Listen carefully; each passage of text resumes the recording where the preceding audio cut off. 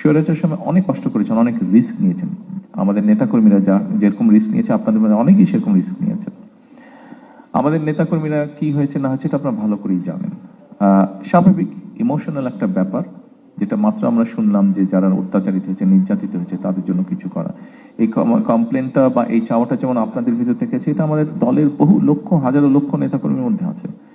But আমি এটার সাথে কিছুটা ডিফার করি, আমি ব্যক্তিগতভাবে কিছু ডিফার করি।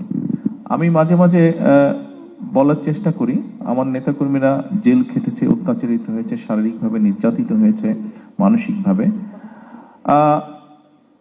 আমি প্রত্যেকটার মধ্যে দিয়ে গিয়েছি, প্রসেসের মধ্যে দিয়ে।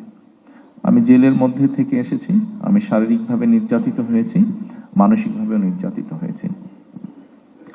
আমি মনে করি এই মুহূর্তে আমাদের চিন্তাটা হ্যাঁ হয়েছে, সেক্ষেত্রে আমি অনেক কিছু বলতে পারি যে আমি এই হারিয়েছি, ওই হারিয়েছি, এটার জন্য দায়ী, সে সেটার জন্য দায়ী।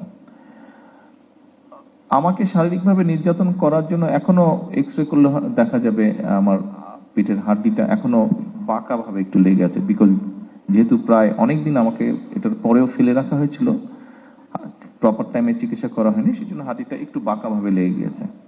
4 সপ্তাহ, 3 থেকে 4 সপ্তাহের মধ্যে হাড্ডি জোড়া লেগে যায়, হিউম্যান হাড্ডি, আপনারা জানেন বোধহয়।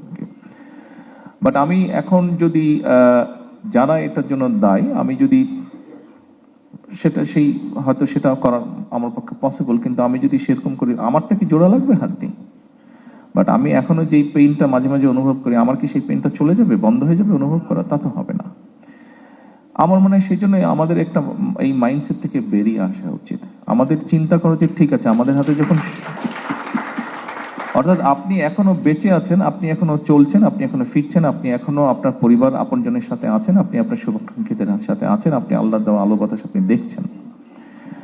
আমার মনে হয় আমাদের চিন্তা করা উচিত এভাবে যে আমরা অ্যাকচুয়ালি এখন কি কন্ট্রিবিউট করতে পারি for the nation and for the people, for the country. এইভাবে আমাদেরকে বোধহয় বিষয়টা একটু চিন্তা করা উচিত। হ্যাঁ, আমার এই ক্ষতি হয়ে গেছে, এই রিটার্ন আমার এটা পেতে হবে, বা এটা থেকে বোধহয় একটু আমাদের অবস্থান পরিবর্তন করা উচিত।